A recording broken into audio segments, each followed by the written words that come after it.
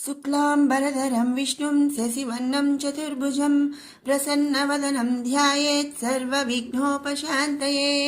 गुरवे सर्वलोकानां भिषजे भवरोगिणां निधये सर्वविद्यानां श्रीदक्षिणामूर्तये नमः।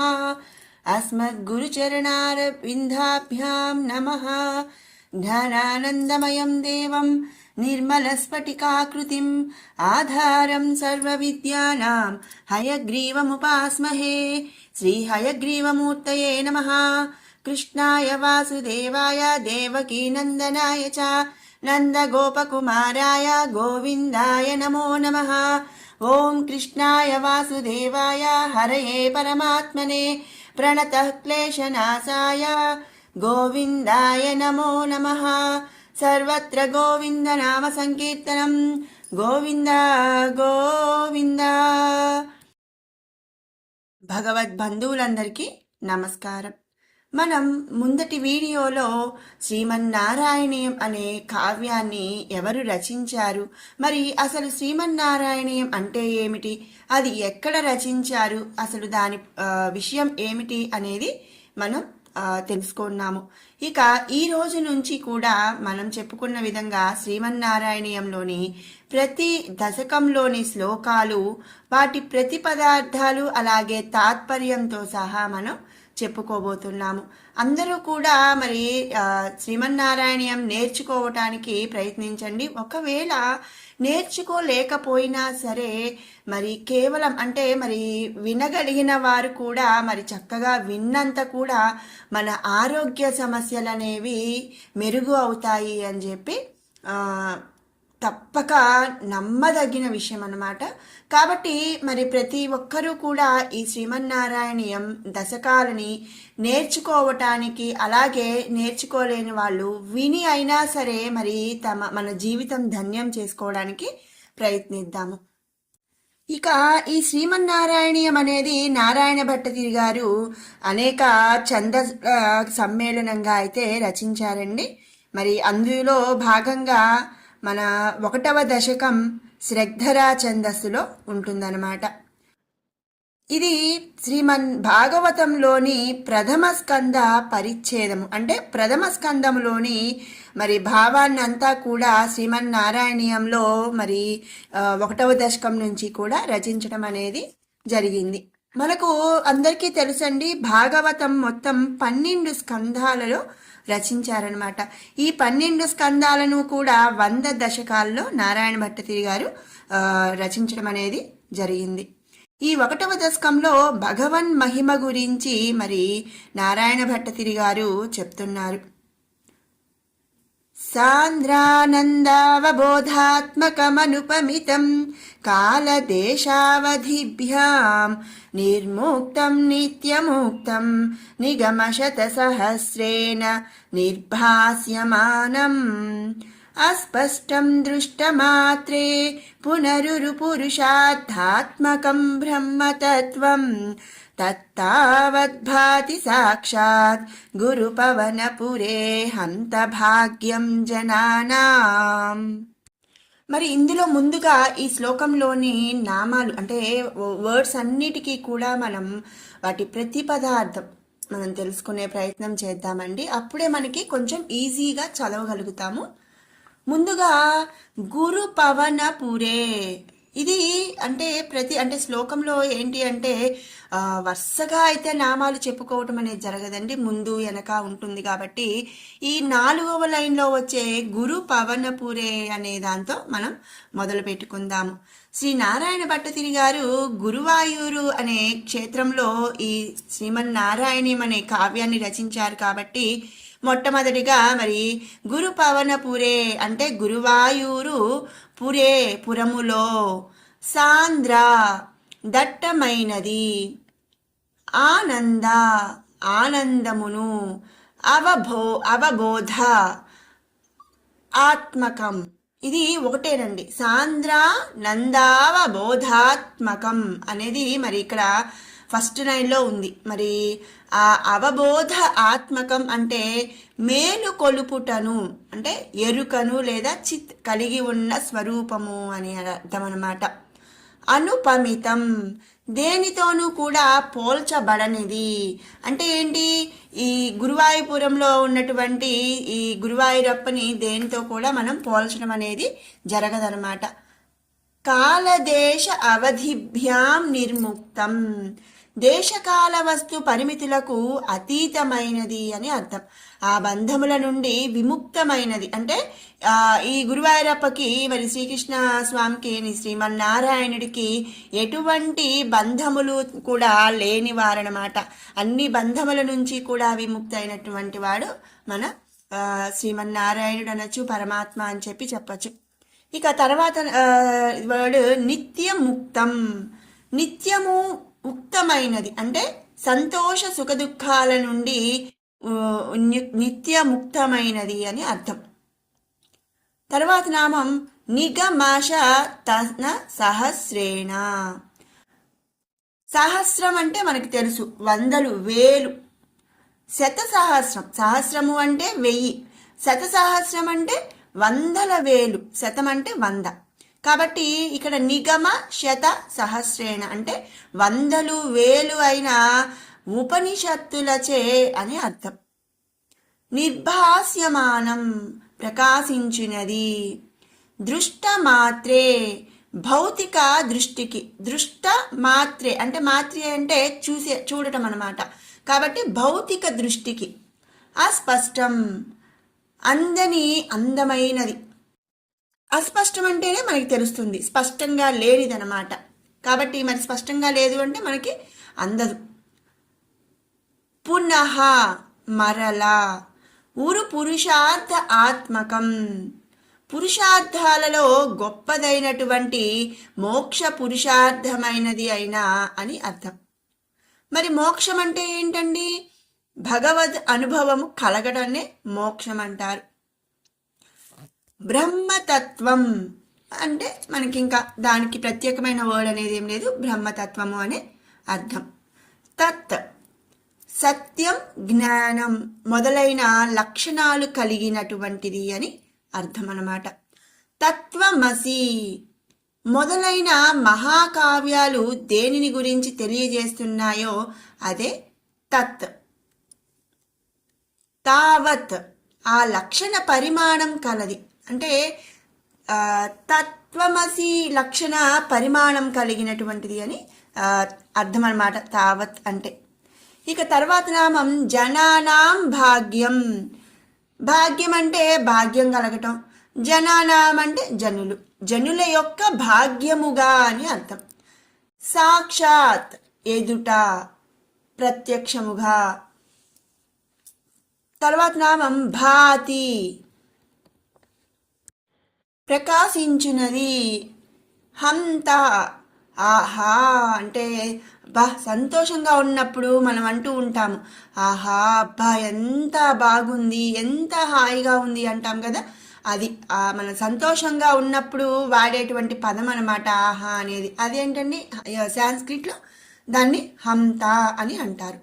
ఇది మరి మొదటి శ్లోకంలో ఉన్నటువంటి ప్రతిపదార్థం. ఇక దీని తాత్పర్యానికి వస్తే, గురువాయూరుపురంలో ఉన్నటువంటి దట్టమైన అందమును మేలుకొలుపుటలో ఘనమైనది, దేనితో పోల్చబడినది, అలాగే దేశకాలములకు అతీతమైనది, బంధ విముక్తమైనది, నిత్యముక్తమైనది, అలాగే వందలు వేలు అయిన ఉపనిషత్తులచే ప్రకాశించుతూ భౌతిక దృష్టికి అందని అందమైన గొప్పదైన మోక్ష పురుషార్థమైనది ఏంటిదండి? బ్రహ్మతత్వం. అదే సత్యం, జ్ఞానం మొదలైన లక్షణాలు కలిగి తత్వమసి మొదలైన మహావాక్యాలు దేనిని గురించి తెలియజేస్తున్నాయో అది జనుల యొక్క పుణ్య రూపమైన శ్రీకృష్ణమూర్తిగా ఎదుట ప్రకాశించుచున్నది. ఎంతో సంతోషంగా, అబ్బా ఆహా ఎంత సంతోషంగా ఉంది స్వామి అని చెప్పి శ్రీ నారాయణ భట్టాద్రి గారు గురువాయూరప్పని పొగుడుతున్నారనమాట. మరి ఈ శ్లోకంలో పరమాత్మ అంటే అసలు ఏమిటి అనేది చెబుతున్నారు. మనం జనరల్గా మరి అందరినీ పరమాత్మ అని అనేస్తాం కాదండి. అసలు పరమాత్మ అంటే ఏమిటి? మరి ఎలాంటి బంధాలు లేకుండా అతీతమైన, దేశకాలాలకు అతీతమైనది, ఎవరితో పోల్చబడలేనటువంటిదని కొన్ని లక్షణాలు మరి ఎలా ఏంటిది ఎవరిని మరి పరమాత్మ అనాలి అనేది ఈ శ్లోకంలో చెప్పబడుతుంది. ఇక ఇది మనం ముందు చెప్పాం, శ్రద్ధర ఛందస్సులో ఉంది. అసలు శ్రద్ధర అంటే ఏంటండి? స్రజం మాలాం ధరతి, మాలను ధరించువాడు అంటే ఏంటండి? అదేమన్నా ప్రత్యేకమైన మాల అంటే మోకాళ్ళ వరకు కూడా వేలాడుతూ అన్ని ఋతువులలోనూ పూచే పూలతో మధ్యలో మరి పెద్ద గుచ్చంతో విష్ణుమూర్తి మెడలో మనం ఒక దండ చూస్తూ ఉంటాము, గజమాల అంటూ ఉంటాం. మరి దానినే మరి స్రజం మాలాం ధరతి, శ్రద్ధర అంటే దానినే మరి మనం వనమాల అంటాము. మరి మనం వెంకటేశ్వరకి చూసిన మరి విష్ణుమూర్తికి తులసి మాల గజమాలలాగా వేస్తారు, దాన్నే మరి వనమాల అంటాం. అలాగే తోమాల అంటూ ఉంటాము. మరి మొట్టమొదట శ్రద్ధరా వృత్తం వాడటం ద్వారా స్వామి వారిని స్మరించుకోవటంతో పాటు మరి ఇక్కడ మనం ఇంకొకటి కూడా స్మరించుకున్నాం. ఏంటండి? వనమాలలా శాశ్వతంగా తన కావ్యం నిలవాలనే కవి ఆశయం కూడా మనకి ఈ శ్లోకంలో తెలుస్తుందన్నమాట. ఇక సాంద్రం అంటే మరి సహా ఆంధ్రేణ నిబిడ, దట్టమైనదిగా అంటే బిగువైనదిగా, మరి దట్టమైన కారడివి అంటాం. అంటే ఏంటండి? మనకి ఇంక అసలు ఎక్కడ దారి కనిపించేంత దట్టంగా బాగా దగ్గరగా చెట్లు ఉండి అట్లా ఉన్న వాటిని మనం ఏమంటాం? దట్టమైనది, బిగువైనది అని అంటాం కదా, ఆ విధంగా అనమాట. సాంద్రం అంటే అదనమాట. దానిని మనలో మేలుపు కొలుపునేది ఎవరండి? కృష్ణమూర్తి దర్శనం అని ఇక్కడ కవిగారు చెప్తున్నారు. ఇక భగవంతుని స్వరూప లక్షణాలు కూడా మనం ముందు తెలుసుకున్నాం ఈ శ్లోకంలో. ఎట్లా ఆనందంగా ఉండాలి, అవబోధము, స్వామి స్వరూపము అని చెప్పి ఇక్కడ కవిగారు చెప్తున్నారు. సచ్చిదానందం అంటే ఏంటండి? మరి నేను ఎప్పుడూ ఆనందంగా ఉంటానండి అనేది అది కాదండి ఆనందం అంటే. సచ్చిదానందం అంటే పరమాత్మ స్వరూపం తెలుసుకోవటం అనమాట. సత్యం, జ్ఞానం, ఆనందం కలిసినప్పుడు పరమాత్మ స్వరూపం ఉంటుంది, అది సచ్చిదానందం. భూత భవిష్యత్ వర్తమానాల వల్ల మార్పు అనేది ఏమీ ఉండదు. నేను ఎప్పుడూ ఒకే రకంగా ఉంటానండి. నేను కష్టానికి ఏడవను, సుఖానికి సంతోషించను. కష్టం వచ్చినప్పుడు నా బండి వెళ్ళిపోతూ ఉంటుంది, సుఖం వచ్చినప్పుడు నా బండి ఒకే విధంగా వెళ్ళిపోతుంది. ఇవాళ నాకు 1 కోటి రూపాయలు ఉన్నాయి, లేదా నాకు ఏదో నన్ను అందరూ పొగిడేస్తున్నారు, నేను చాలా హ్యాపీగా ఉన్నాను అని ఇప్పుడు నేను ఎక్కువ విర్రవీగిపోనండి. అలాగే నాకు ఏదైనా కష్టం వచ్చినప్పుడు డీలా పడిపోను అనమాట. ఎప్పుడూ కూడా భూత భవిష్యత్ వర్తమానాల వల్ల ఎలాంటి మార్పు ఉండనిదే, మరి ఎప్పుడు ఒకే విధంగా ఉండేది సత్ అంటారు. సత్తు, సచ్చిదానందంలో మరి ఇక రెండవది ఏంటండి? చిత్తు అంటే ఎరుక. నాకు తెలుసు ఇదంతా కూడా ఆ పరమాత్మ యొక్క మాయా ప్రపంచం అని. మరి అలాంటప్పుడు నాకు కష్టం వచ్చినా సుఖం వచ్చినా నాకు ఇంకేంటండి? ఇదంతా కూడా ఆ పరమాత్మ మాయా అనేది నాకు తెలుసు. నిరుపాధికం, నిరతిశయం, నిరుపమానమై ఎప్పటికీ కూడా ఉండే సుఖానుభూతి ఆనందం. నేను ఎప్పుడైతే మరి ఆత్మే పరమాత్మ అని నేను తెలుసుకోగలుగుతానో నాకు ఆ సుఖం అనేది ఎప్పుడూ కూడా ఉంటుంది. అంతేకాని నేను బాధ, నాకు కష్టం వచ్చినా సుఖం వచ్చినా నేను ఒకేలాగా ఉండగలుగుతా. ఎందుకు? ఈ శరీరము అనేది అశాశ్వతం. ఇందులో ఉన్నటువంటి ఆత్మ ఏంటండి? శాశ్వతం. ఆత్మ ఏంటిదండి? పరమాత్మే ఆత్మ అండి. మరి ఈ సకల సృష్టి కూడా అంతర్యామిగా ఉండి మరి నడిపించేది ఆ పరమాత్మే అనమాట. మరి నాకు కష్టం కలిగిందంటే ఆ పరమాత్మకు కలిగినట్టే. మరి అలాంటప్పుడు ఇదంతా ఒక మాయా లోకమైనప్పుడు నేను ఎప్పుడూ ఒకేలా ఉంటానన్నమాట. ఆ సుఖాన్ని, ఆ అనుభూతిని సచ్చిదానందం అంటారు. అంతేగాని నాకు 1 కోటి రూపాయలు కలిసి వస్తేనో, లేకపోతే అందరూ నన్ను పొగిడితేనో నాకు వచ్చే ఆనందం సచ్చిదానందం కాదనమాట. దీపానికి ఎరుపు తెలుపుల మిశ్రమ వర్ణం ఉంటుందండి. మనము ఒక క్యాండిల్ కనుక వెలిగించామనుకోండి, లేదు ఒక పొయ్యి దగ్గర మనం మంట వెలిగించినప్పుడు అది ఎలా ఉంటుందండి, ఒకే రంగులో ఉండదు. ఒక ఒక లైన్ వచ్చేసరికి ఎరుపు, ఇంకొక తర్వాత లైన్ వచ్చేసరికి తెలుపు. ఈ రెండు కలర్స్ యొక్క మిక్స్డ్గా ఉంటుందన్నమాట. వేడి కాంతి ఎలా స్వాభావికంగా కలిసి ఉంటాయో అలా సత్తు చిత్తు ఆనందం కలిసిపోయి ఉంటాయన్నమాట. మరి అంతే కదా. తెలుపు అంటే మరి మనం దేనికి చెప్పచ్చు, చల్లదనానికి చెప్పచ్చు. ఎరుపు వేడికి చెప్పచ్చు. ఇలా మరి వేడి కాంతి రెండు కలిసి ఉంటాయి కాబట్టి దీన్నే ఇలా ఇదే విధంగా మరి సత్తు చిత్తు ఆనందం అన్నీ కూడా మిళితమై ఉంటాయి, అన్ని కలిసి ఉంటాయి. అవి అభిన్నం, వాటికి డిఫరెన్స్ ఏం లేదు. ఈ సచ్చిదానందాన్ని కవి ఈ శ్లోకంలో మరి సాంద్రానంద పదంలో తెలిపాడనమాట. ఇది మనం గమనించాల్సిన విషయం. ఇక మరి నేను చెప్పాను, మనం ముందు వీడియోలో మనం చెప్పుకున్నాం ఏమని, శ్రీమన్నారాయణీయం అనేది శ్రీమద్ భాగవతం యొక్క పరిచ్ఛేదం అనమాట. ఆ 18,000 పైచిలుకు శ్లోకాలని నారాయణ భట్టతిరి గారు 1035 శ్లోకాల్లో రచించడం అనేది జరిగింది. ఇక ఇది ప్రథమ స్కందంలోది అని మనం చెప్పుకున్నాము. ఈ ప్రథమ స్కందంలో మరి ఏముందండి, ఇక ఈ శ్లోకం అయితే మరి భాగవతంలో ప్రథమాధ్యాయంలో ఉన్నటువంటి నిగమకల్పతరోర్గలితం ఫలం అటువంటి ఒక శ్లోక ప్రథమ పాదం నిగమశత సహస్రేణ నిర్భాస్యమానం అని ఇక్కడ నారాయణ భట్టతిరి గారు మరి ఆ పద సముచ్చయంలో ధ్వనించేలాగా మరి ప్రారంభించారనమాట. ఇక దేశకాల పరిచ్ఛిన్నాను లలితా సహస్రనామం కూడా ఇక్కడ మరి ఉందండి. కాలదేశావధిభ్యాం నిర్ముక్తం అని కవిగారు మరి సమాసముతో తుల్యమైంది. ఇంద్రియాలకు కనిపించినటువంటి స్వామి ఇంద్రియాలకు గురువాయూరు కృష్ణునిగా ఇక్కడ కనిపిస్తున్నాడు అని చెప్పి కవిగారి యొక్క ఈ భావము ఈ మొదటి శ్లోకంలో మనం తెలుసుకుంటున్నాము. ఇది మరి మొదటి శ్లోకము, అలాగే దాని ప్రతిపదార్థం, దాని మరి విశేష తాత్పర్యం అన్నమాట. ఇక రెండవ శ్లోకం, ఏవం దుర్లభ్య వస్తువ్యపి సులభతయా హస్తలబ్ధేయదన్యత్ తన్వా వాచాధియా వా భజతి బత జనః క్షుద్రతైవ స్ఫుటేయం ఏతే తావద్వయం తు స్థిరతర మనసా విశ్వపీడాపహత్యై నిశేషాత్మానమేనం గురుపవనపురాధీశమేవాశ్రయామః. ఏవం ఈ విధముగా, మనకు ఎక్కడైనా సరే మన సంస్కృత పద్యాలలో ఏవం అనేది వస్తే ఈ విధముగా అనేది అర్థం మనం గుర్తుపెట్టుకోవాలన్నమాట. యత్ దుర్లభ్య, ఏ దుర్లభమైన మనోవాక్కులకు అందనిది, తేలికగా పొందలేనిదనమాట. దుశబ్దానికి లభ్య శబ్దంతో సమానమైనటువంటిది ఈ ఏత్ దుర్లభ్య అనేదనమాట. మనం ఈజీగా మనకి అందని ఒక పండు అనమాట. వస్తుని అపి, వస్తువు కూడా, సులభతయా సులభముగా, హస్తలబ్ధే, హస్త అంటే మనందరికీ తెలుసు చెయ్యి, లబ్ధే అంటే మరి చిక్కటం, కరతలా మలకంగా లభిస్తున్నప్పటికీ అని హస్తలబ్ధే అని అర్థం అన్నమాట.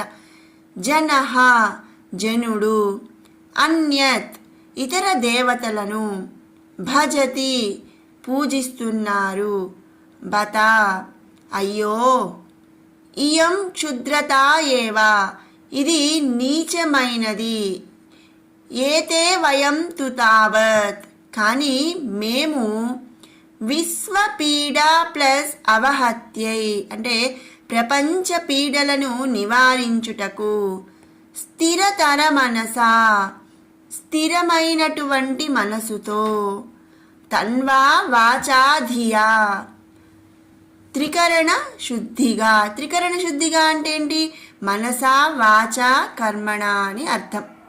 నిశేష ప్లస్ ఆత్మానం సర్వవ్యాపకుడైనటువంటి, ఏనం స్ఫుటం ఈ విధముగా ప్రకాశించు, గురు పవనపురా ప్లస్ ఆధీశము ఏవా. ఈ గురువాయూరు పురాధీశుని మాత్రమే. గురువాయూరు పురాధీశుడు ఎవరండి? కృష్ణుడు. ఆశ్రయామహ ఆశ్రయించుచున్నాము అంటే ఈ విధంగా దుర్లభమైన వస్తువు కూడా అంటే బ్రహ్మతత్వమైన కృష్ణుడు కూడా ఎంతో సులభముగా కరతలామలకంగా లభిస్తున్న జనులు ఇంకెవరెవరో దేవతల్ని పూజిస్తున్నారు. అయ్యో మేము ప్రపంచ పీడలను నివారించడానికి స్థిరమైన మనసుతో త్రికరణ శుద్ధిగా సర్వవ్యాపకుడైనటువంటి ఈ గురువాయూపురాధీశుని మాత్రమే ఆశ్రయించి ఉన్నాము అని చెప్పి కవిగారు చెప్తున్నారు. మరి మనం జనరల్గా వింటూ ఉంటాం అరచేతి ఉసిరిక వలె అని చెప్పి. అంటే అరచేతిలో ఉసిరికాయ ఎంత ఈజీగా వస్తుందో అలా మరి ఈజీగా అన్నమాట. ఇతరులు చెప్పనక్కర లేకుండానే స్పష్టముగా తెలియనట్టి విధముగా మరి కరతలామలక న్యాయం అంటారు. అంతే కదా, నీకు అరచేతిలో ఉసిరికాయలాగా మరి ఈజీగా దొరికితే వాటి విలువ నీకు తెలియట్లేదు అని చెప్పి మన పెద్దవాళ్ళు అంటూ ఉంటారనమాట. ఆ విధంగా కృష్ణుడు అలా సులభముగా లభించేవాడు అని చెప్పి కవి భావన. దండం మనం కోట్లు ఖర్చు పెట్టకపోయినా కూడా కేవలం ఒక నమస్కారం చేసి మనస్ఫూర్తిగా అంటే త్రికరణ శుద్ధిగా, ఇక్కడ కవిగారు చెప్పారు ఒక నమస్కారం చేస్తే చిక్కిరండి, త్రికరణ శుద్ధిగా మనం ఆశ్రయిస్తే ఎంతో ఈజీగా మనకు కృష్ణుడు సులభంగా లభించేస్తాడట. ఇక ఇక్కడ బత అన్నాం మనం. బత అంటే మనం ఏం చెప్పుకున్నామండి? అయ్యో అని చెప్పుకున్నాం. ఆశ్చర్యార్థకం అన్నమాట. మనం ఏదన్నా ఎవరైనా వచ్చి అక్కడ జరిగిందంట, వాళ్ళకి ఇది జరిగిందంట, మరి వాళ్ళకి అలా జరిగిందంట అన్నప్పుడు అయ్యో అవునా అంటున్నాం కదా, ఆ విధంగా అనమాట. బత అంటే ఏంటండి? ఆశ్చర్యంగా మరి అయ్యో అంటాం. నిందాయాం ఖేదం, అలాగే సంబోధనము ఆశ్చర్యం నిందల యందు వాడబడతాము. ఇట్లా డిఫరెంట్ సిచ్యువేషన్స్లో డిఫరెంట్గా యూజ్ చేస్తారనమాట. ప్రపంచ క్షేమం కోరేవాడి క్షేమాన్ని భగవంతుడు చూసుకుంటాడు అని మన పెద్దలు చెప్తూ ఉంటారు. మనం పూజలు చేసేటప్పుడు కూడా మరి ఏ పూజ చేసినా మరి పంతులు గారు లాస్ట్కి ఏం చదువుతారండి? కాయేన వాచా మనసేంద్రియర్వా బుద్ధ్యాత్మనావా ప్రకృతే స్వభావాత్ కరోమి యద్యత్ సకలం పరస్మై నారాయణాయేతి సమర్పయామి. అంటే మనం ఇప్పుడు చేసిందంతా కూడా నారాయణుడికి సమర్పిస్తాం. ఎందుకు? మనం క్షేమం కోరుకుంటే భగవంతుడు మనల్ని చూసుకుంటాడు అని చెప్పి. అలాగే ఈ మొత్తం అంతా కూడా బాగుండాలి అని కూడా మనం కోరుకుంటాం. జనరల్గా మంచి మనసు మంచిగా ఉండేవాళ్ళు ఏం కోరుకుంటారు అంటే అందరూ బాగుండాలి, అందరిలో నేను ఉండాలి అంటారు. కానీ స్వార్థంగా ఆలోచించే వాళ్ళు నేను మాత్రమే బాగుండాలి అంటారు. మరి ఎవరైతే ప్రపంచ క్షేమం కోరుకుంటారో వాళ్ళ క్షేమాన్ని భగవంతుడు చూసుకుంటాడండి. అలా మన పెద్దలు చెప్తారు కొంతమంది. ఇక అందువల్ల మరి ఏంటి, నారాయణ భట్టతిరి గారు ప్రపంచ పీడలను నివారించుటకు అని కవి ఇక్కడ చెప్తూ ఉన్నాడనమాట. కర్తవ్యాన్ని చెప్పాడు. మనమే కాదు ప్రపంచాన్ని కూడా మరి బాగుండాలి, ప్రపంచ పీడలు కూడా నివారించాలి స్వామి నువ్వు అని చెప్పి ఈ శ్లోకంలో కవిగారు చెప్తున్నారనమాట. పరమాత్మ జీవులలో విశ్వుడు, తైజసుడు, ప్రాజ్ఞుడు అనే ఈ డిఫరెంట్ నామాలతో ఉన్నాడనమాట. జీవుని బాధలు తాపత్రయాలను కూడా తొలగించమని ఈ విశ్వ శబ్ద ప్రయోగంతో మరి కవిగారు చెప్తున్నారనమాట. మరి ఈ శ్లోకంలో మనం ఏం తెలుసుకుంటున్నామండి? పూర్ణమిదం శ్లోకాన్ని జ్ఞప్తికి తెచ్చుకున్న మరి పరబంధం ఇదనమాట. ఎవరిని, ఎందుకు, ఎలా ఆశ్రయిస్తున్నాము అని తెలిపేదే ఈ మొదటి దశకంలోని 2వ శ్లోకం. పరమాత్మని సగుణ నిర్గుణ ఆకారాలతో ప్రార్థిస్తున్నాము. మరి సగుణ నిర్గుణ అంటే మరి పంచదార చిలుకల్లోని పంచదార నిర్గుణం అన్నమాట. పంచదార చిలక సగుణం అంటే కనిపిస్తుంది. పంచదార చిలక మనకు కనిపిస్తుందండి, కానీ మరి దాంట్లో ఏముందండి? పంచదార అనమాట. అది మనకు కనిపించదు. ఎందుకు? దాన్ని ప్రాసెస్ చేసేసి మరి మిక్సీ వేసేసి చక్కగా ప్రాసెస్ చేసేసి ఒక చిలక లాంటి మరి ఒక అచ్చులో, ఆ బొమ్మ అచ్చులో ఈ పంచదార ఆ పొడి పాకం అంతా కూడా పోసేసి ఒక అచ్చు తయారు చేస్తారు. ఎలా చేస్తారండి మరి అది ఇప్పుడు మనకు చూడటానికి ఎలా ఉంది? ఒక చిలక రూపంలో ఉంది. కానీ అందులో మనకు ఉన్నది ఏంటండి? పంచదార అనమాట.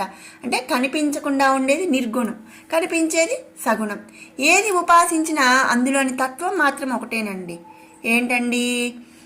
దుశ్శబ్దానికి లభ్య శబ్దంతో సమానం అన్నమాట. మరి ఎవరిని ఉపాసించాము అనేది కాదు, ఏమని ఉపాసించాం, దాంట్లో ఉన్న తత్వం ఒకటే. ఏంటి? ప్రపంచమంతా కూడా మరి ప్రపంచ క్షేమం కోరేవాడి క్షేమాన్ని భగవంతుడు చూసుకుంటాడు అని మనం తెలుసుకోవాల్సినటువంటి విషయం అన్నమాట. ఇది 2వ శ్లోకం యొక్క ప్రతిపదార్థం, అలాగే దాని తాత్పర్యం. 3వ శ్లోకం. సత్వం యత్తత్పరాభ్యామపరికలనతో నిర్మలం తేన తావత్ భూతైర్భూతేంద్రియైస్తే వపురితి బహుశః శ్రూయతే వ్యాసవాక్యం తత్స్వచ్ఛత్వాద్యదచ్ఛాదితపరసుఖత్ చిద్గర్భనిర్భాసరూపం తస్మిన్ ధన్యా రమంతే శృతిమతి మధురే సుగ్రహే విగ్రహే తే. పరాభ్యాం అపరికలనతః, ఇతర 2 గుణములతో అని అర్థం. ఆ 2 గుణాలు ఏంటండి? రజోగుణం, తమోగుణం. ఈ 2 గుణాల యొక్క కలయిక అని పరాభ్యాం అపరికలనతః అంటే అర్థం అన్నమాట. నిర్మలం స్వచ్ఛమైనటువంటి, తత్ సత్వం యత్ ఆ స్వచ్ఛ గుణం, తేన తావత్ భూతైః స్వయంగా భూతములతో రూపొందనటువంటి వాడు. భూత ఇంద్రియై పంచభూతములతో 10 ఇంద్రియములతో అని అర్థం. అంతేగాని భూత అంటే భూతాలు పిశాచాలు కాదండి, పంచభూతాలన్నమాట. తే వపుహు నీ శరీరము ఏర్పడినది. మరి స్వామివారి యొక్క శరీరము దేంతో ఏర్పడిందండి? పంచభూతాలతో, 10 ఇంద్రియాలతో. ఇది వ్యాసవాక్యం, వ్యాసవాక్యము అని అర్థం. బహుశః శ్రూయతే అనేక చోట్ల వినబడుచున్నది. శ్రూయతే అంటే వినబడుచున్నది, బహుశః అంటే అనేక చోట్ల. స్వచ్ఛత్వాత్ స్వచ్ఛత్వము వలన, అచ్చాదిత దాగిన, పరసుఖచిద్గర్భ నిర్భాస రూపం అడ్డంకులు లేని పరసుఖానికి ఆధారమైన, యత్తత్ ఏ నీ స్వరూపమున్నదో దానిని, శృతిమతి మధురే వివరణ వినడానికి మధురమైనది. శృతి మతి మధురే అంటే ఏంటి?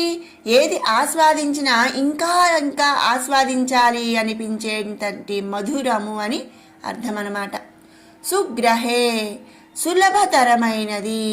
తస్మిన్ తే విగ్రహే నీ విగ్రహమునందు, ధన్యాః ధన్యులైన భక్తులు, రమంతే ఆనందాన్ని పొందుచున్నారు అని ఈ శ్లోకం యొక్క ప్రతిపదార్థం.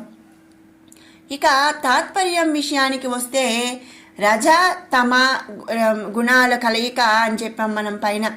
స్వచ్ఛముగా పంచభూతాలతో 10 ఇంద్రియాలతో నీ శరీరం ఏర్పడింది స్వామి అని మన వ్యాస మహర్షి గారు శ్రీమద్ భాగవతంలో చెప్తున్నారనమాట. దాన్ని ఇక్కడ కవిగారు మనకి అందించారు.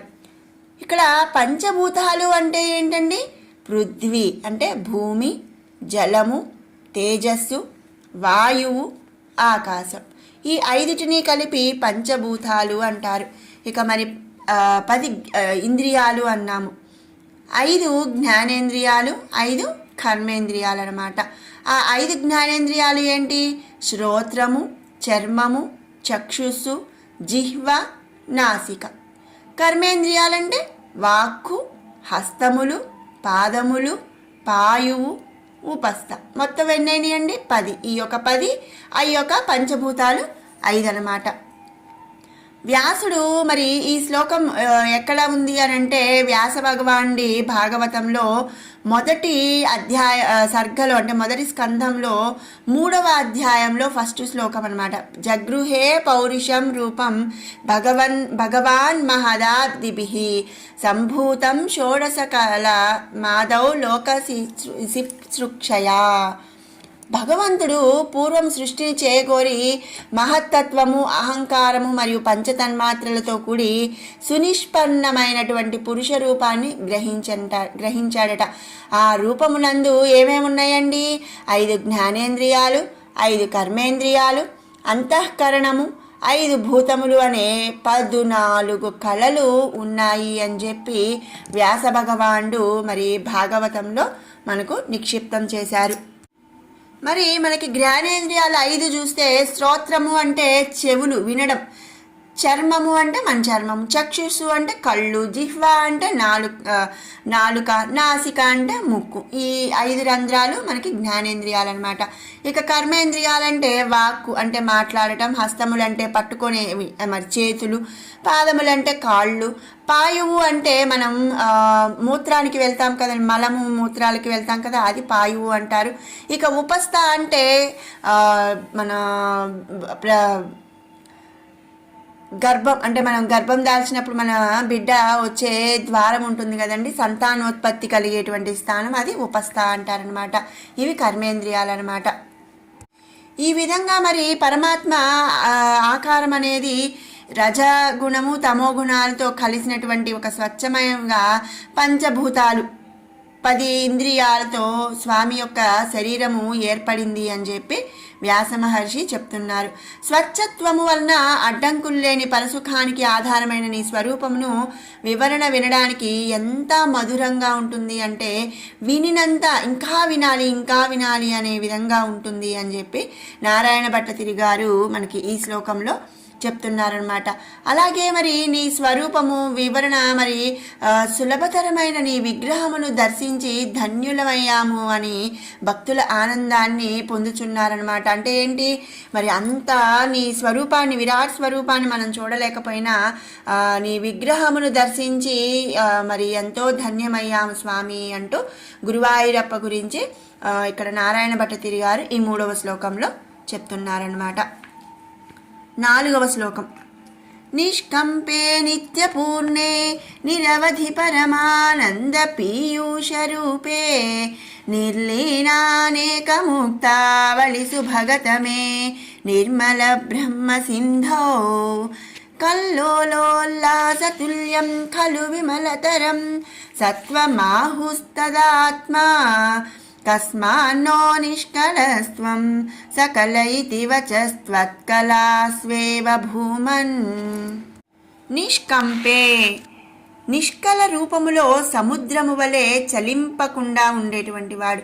సముద్రాన్ని మనం చూస్తే కదలకుండా అట్లా చలింపకుండా ఉంటుంది కదా, అక్కడి నుంచి కదలదు. మరి ఇక సముద్రం ఎంత అలలు వచ్చినా ఏదొచ్చినా మరి ముందుకు అలలు వచ్చినా మళ్ళీ వెనక్కి దాని ప్లేస్లోకి ఏ విధంగా అయితే వెళ్తుందో అదేవిధంగా నిష్కల రూపంలో సముద్రము వలె చలింపనివాడు అని అర్థం అన్నమాట.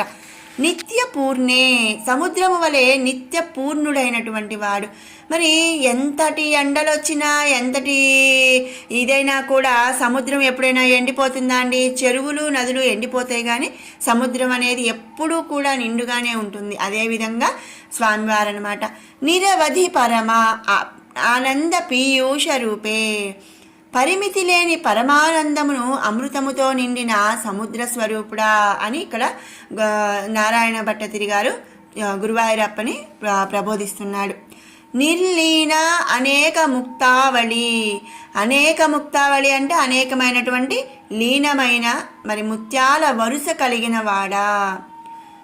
ఇక్కడ ముత్యాల వరుస అంటే ఏంటి? బ్రహ్మజ్ఞానముతో కలిసి ముక్తులమైన వారితో కలిసి మిక్కిలి మనోహరమైన వాడా అని అర్థం అన్నమాట.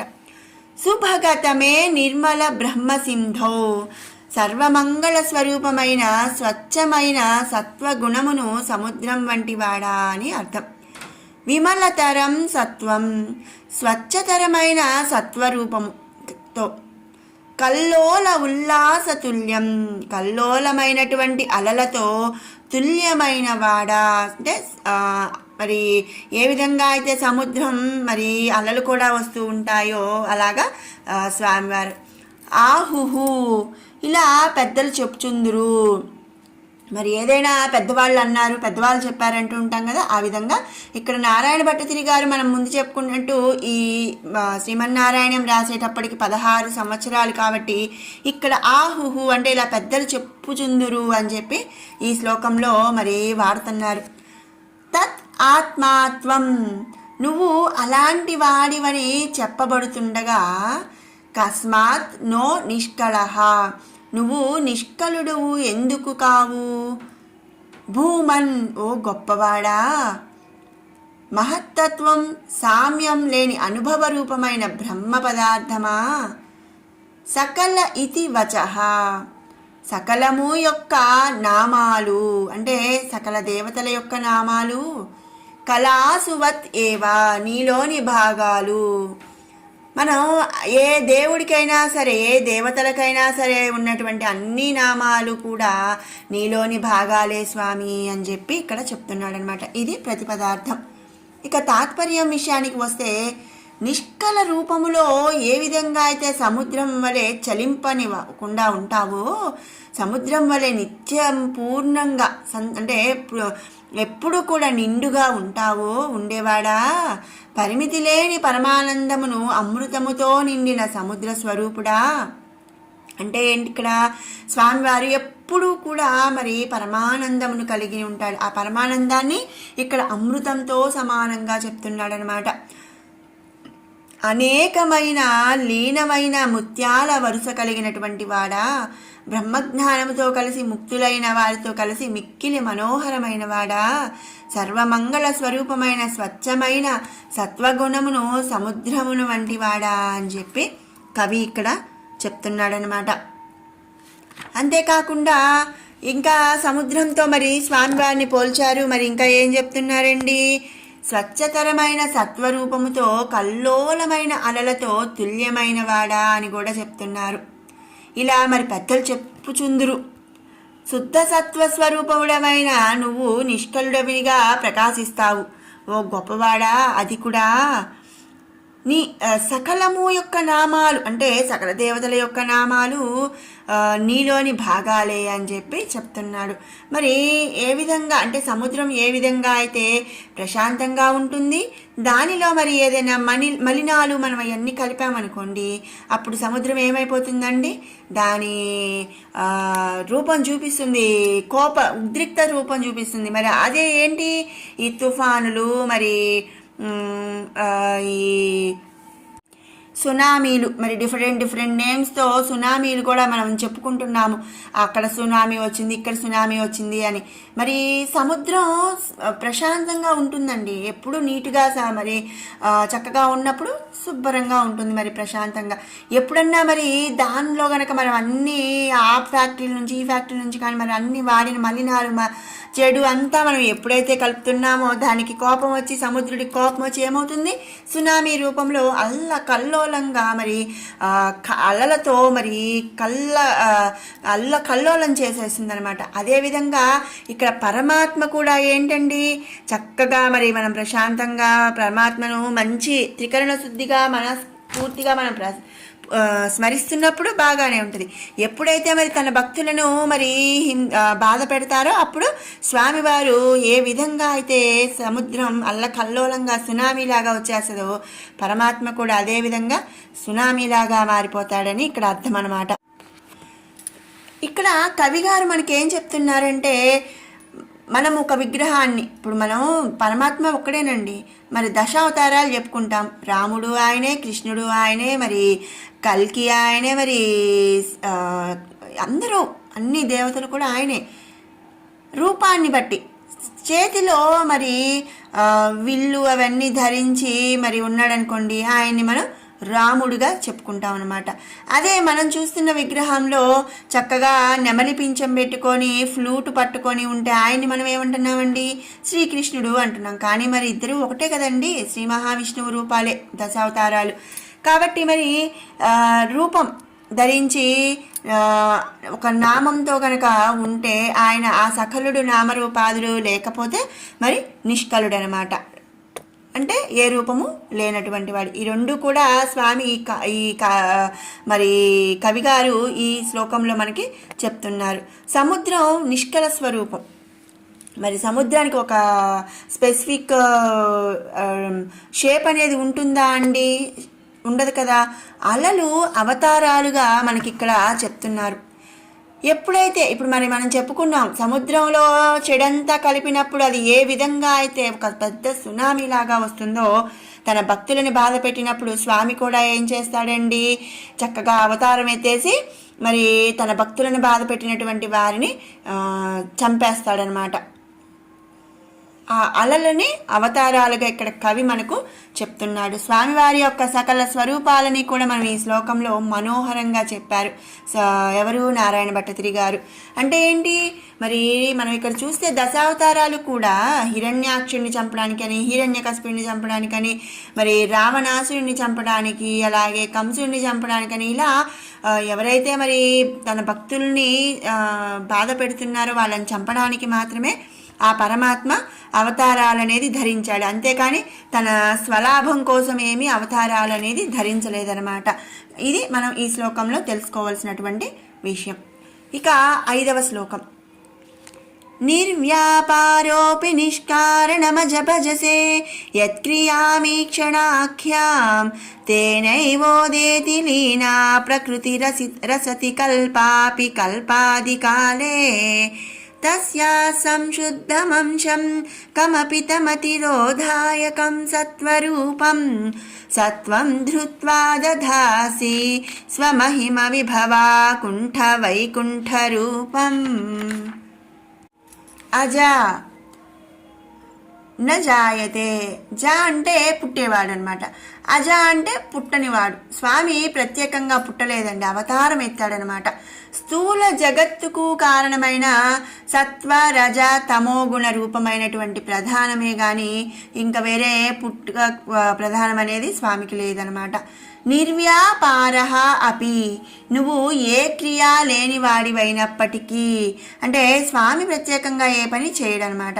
నిష్కారణం నాస్తి కారణం యస్య, కారణము లేని, యత్ క్రియాం ఈక్షణ ఆఖ్యాం, యత్ క్రియాం ఈక్షణాఖ్యాం మాయాశక్తిని ప్రేరేపించే దర్శన క్రియను భజసే అంగీకరిస్తావు, తేనేవా అందువలననే, కల్పాపి కల్పాంతము ముందు కల్పాంతమందు, లీనా ప్రకృతి అసతి, ఇది మొత్తం ఒకటే నామం. లీనా ప్రకృతి అసతి అంటే నీ మాయ లీనమగుచున్నది.